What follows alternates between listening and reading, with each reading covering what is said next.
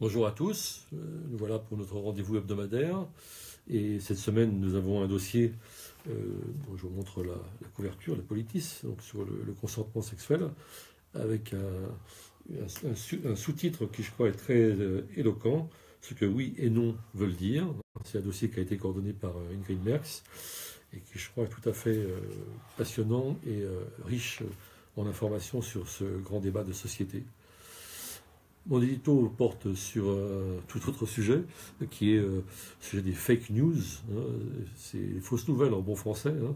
Alors ça nous vient évidemment de la campagne électorale de Trump, et ensuite il a été établi, à peu près établi maintenant, qu'il y a eu en effet une ingérence d'officines russes au profit de Trump, et peut-être avec la complicité de Trump, et c'est le fameux Russia Gate qui commence à pourrir sérieusement son mandat à la Maison-Blanche. Enfin bon, ça c'est presque de la vieille histoire. En tout cas, c'est une histoire qui est de l'autre côté de l'Atlantique. Par contre, ça rebondit chez nous parce que il est fortement question d'une loi que Emmanuel Macron a évoquée pendant ses vœux à la presse et qui sera en préparation pour le printemps prochain, enfin la fin du printemps, et qui serait une loi française contre les fake news. Alors, ça peut partir d'un bon sentiment. Qui est pour les fausses nouvelles? Personne, officiellement en tout cas. Hein. Mais il faut se méfier, disons, des lois dans ce genre. Et mon titre veut un peu tout dire. Je dis attention à un remède qui serait pire que le mal. Parce que d'abord, une loi existe. C'est cette grande et belle loi de 1881, hein, qui est connue paradoxalement sur les murs comme par défense d'afficher, mais c'est une grande loi de liberté, et c'est une loi qui punit en effet déjà les fausses nouvelles. Donc tout existe. J'ai relu moi, le fameux article 27 de cette loi, tout est dit, il n'y a pas besoin de rajouter, y compris les plateformes numériques actuelles peuvent très très bien tomber sous le coup de cette loi si elles se livrent à ce genre de désinformation. En plus, une loi est toujours extensible. Son interprétation est sujette à caution. Elle peut aussi tomber en encore plus mauvaise main que celle d'Emmanuel Macron.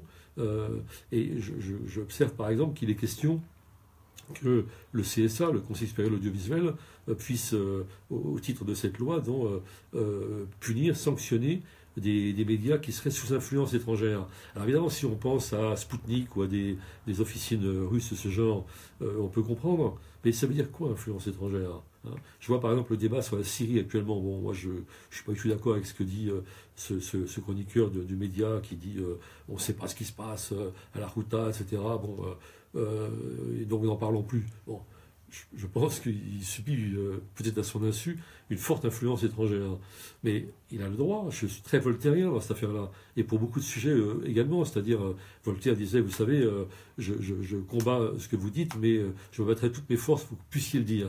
Ben, c'est exactement ma position. Et je redouterais une loi qui pourrait assimiler une influence étrangère, disons par exemple vraiment organisée par un État, etc., et puis l'influence étrangère que finalement on subit tous, parce que nos têtes sont aussi, nos cerveaux sont aussi mondialisés, notre culture est mondialisée, donc ça veut dire quoi? C'est très dangereux. Et vraiment, je me méfie et je suis tout à fait hostile à ce genre de loi. Et il y a des débats sans arrêt en ce moment sur la presse. Bon, Mélenchon en particulier est très actif dans ce domaine. Je ne suis pas sûr que ce soit une bonne chose de globaliser les médias comme il le fait, parce que finalement, Bolloré, Lagardère et Politis ou Basta, c'est pas tout à fait la même chose. Hein. Enfin bref, en tout cas, ce qui est certain, c'est que il ne faut pas confondre des fausses nouvelles qui sont établies, organisées, par exemple, par un État étranger, et puis des choix rédactionnels qui peuvent être de hiérarchiser l'information d'une façon ou d'une autre, et qui là ne peuvent ni tomber sous le coup de la loi,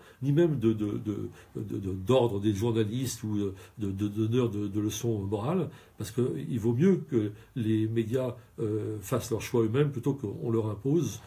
Et ça, je crois que c'est quelque chose qui est très important. Mais le fond de l'affaire, c'est quoi? C'est que les médias aujourd'hui, les grands médias, comme on dit, j'aime pas trop cette expression, mais allons-y quand même, les grands médias, ils développent une hégémonie politique et culturelle qui est néolibérale. Et c'est ça qui est insupportable. C'est ça qu'il faut combattre.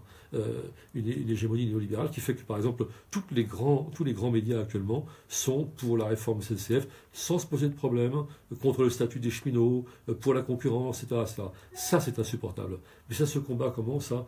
Par le combat politique, par des contre-expertises comme attaque en produits, etc., par une presse alternative comme Politis et quelques autres. C'est tout. C'est pas par la loi, ni par des leçons de morale qu'on pourra combattre ça. C'est très profond et c'est un combat de longue haleine. Merci, à la semaine prochaine.